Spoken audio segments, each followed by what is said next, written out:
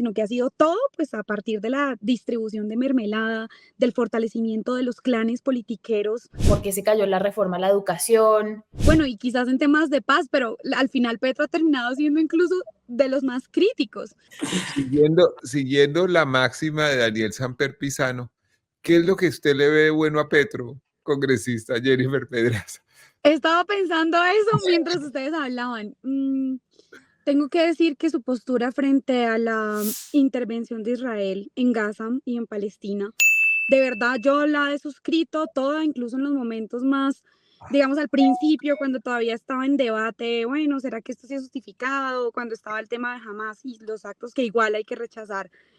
terroristas en Israel,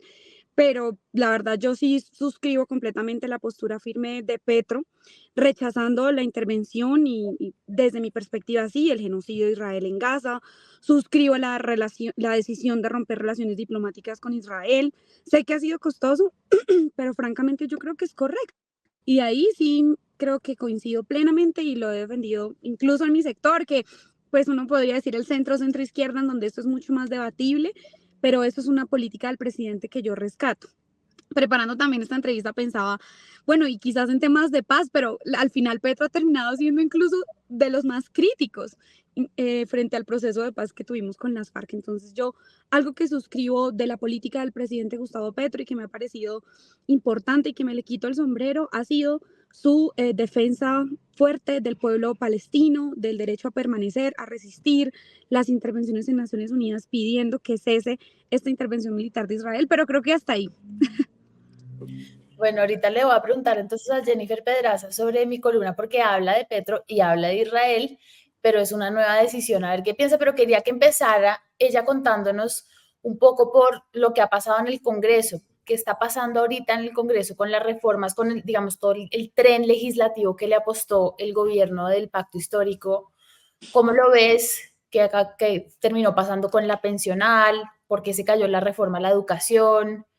Cuéntanos desde tu perspectiva, ¿cómo lo ves? Bueno, desde mi perspectiva, esta legislatura tuvo un antes y un después, que fue lo que pasó después una vez se conocieron los escándalos de la Unidad Nacional de Gestión de Riesgo. Eso, de verdad, créanme, en la cotidianidad del Congreso fue muy importante, pues primero porque vinculaba al presidente de Cámara, Andrés Calle, y al presidente de Senado, Iván Name,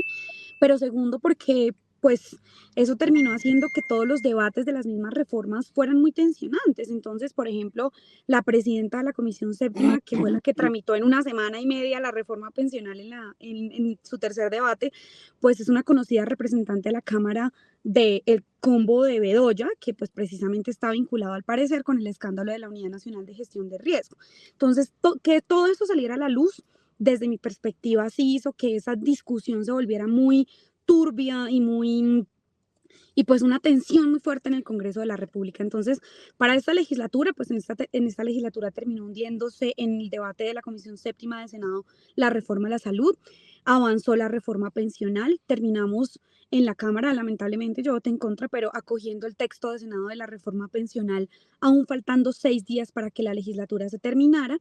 Y pues el gobierno en esta reforma pensional, que era la que más acuerdo político podía tener, pues termina poniéndola en riesgo de verdad, ante la Corte Constitucional por adoptar esa decisión de aprobarla sin el cuarto debate, básicamente, y de manera express.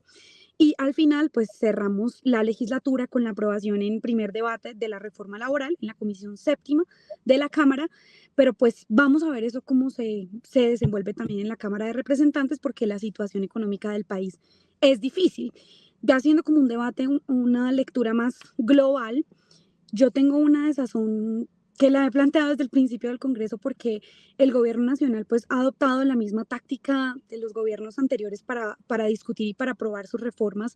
y de ninguna manera esta táctica ha incluido un debate transparente que plantee, por ejemplo, una discusión con los sectores con los que más podría haber algún tipo de afinidad ideológica, sino que ha sido todo pues a partir de la distribución de mermelada, del fortalecimiento de los clanes politiqueros más horrorosos en todas las regiones del país, que son los que hoy le están garantizando los votos al gobierno nacional, e incluso los mismos combos que compiten contra las candidaturas del pacto, por ejemplo, en las elecciones territoriales. Era muy, muy, pues, difícil para mí. Yo veía a la gente del pacto dentro de la cual hay gente que yo respeto, que viene del movimiento social, competir contra clanes que se sabe que están hoy fortalecidísimos por las decisiones del mismo gobierno del presidente Petro de entregarles un montón de entidades. Hoy Paola Herrera saca una denuncia diciendo que con la UGPP están haciendo casi lo mismo que con la Unidad Nacional de Gestión del Riesgo. Digamos que todo eso termina siendo el trámite o el mecanismo preferido que el gobierno ha adoptado para tramitar sus reformas en el Congreso. Me he preguntado yo si también eso es lo prioritario que debe hacer un gobierno, pues que se presenta como un gobierno diferente por el que yo voté, pero que ha sido muy decepcionante, francamente muy decepcionante gran parte de su gestión. O sea, hay otras cosas que también podrían estar haciéndose. Al final también cerramos la legislatura con el hundimiento de la Ley Estatutaria de Educación. Ustedes saben que ese es el tema que a mí más me ha movido el corazón, mi historia de vida, la causa que me llevó a mí al Congreso, que ha sido la defensa de la educación pública y la educación como derecho fundamental. El proyecto, hay que decirlo, lo que hacía era recoger jurisprudencia que hoy ya existe. O sea, hoy en Colombia ya es la educación un derecho fundamental por varias sentencias de la Corte Constitucional, pero no teníamos una ley que, digamos, recogiera todas esas sentencias y lo reglamentara. Entonces, la ley estatutaria, eso era lo que hacía, como reglamentar, incluir algunos elementos generales, pero pues en el tercer debate de Senado, el gobierno y la ministra de Educación, que no es el primer error grave que comete, porque acuérdense que ya con la elección de la rectoría de la Universidad Nacional, pues yo creo que probó su falta de formación política, y en este caso, pues nada, se encierra la ministra de Educación con el Centro Democrático. Yo creo que Paloma Valencia, que es una persona con la que yo tengo muchas diferencias políticas, pero pues que sabe muchísimo de educación, que tiene muy clara su apuesta en educación, pues incluyen todas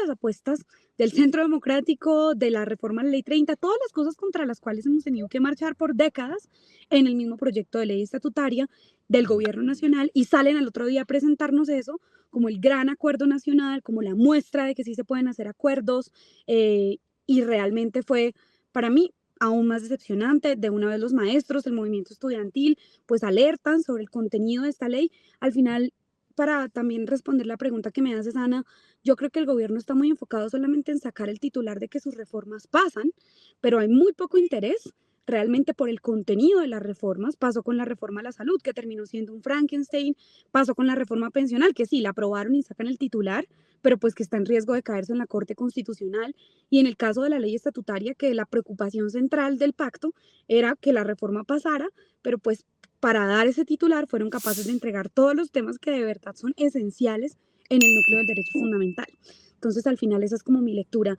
El gobierno está muy enfocado solamente en sacar el titular de que las reformas pasan, pero hay muy poco interés porque realmente reflejen una apuesta de consenso, de acuerdo, de contenido, y porque esas reformas pues les sirvan.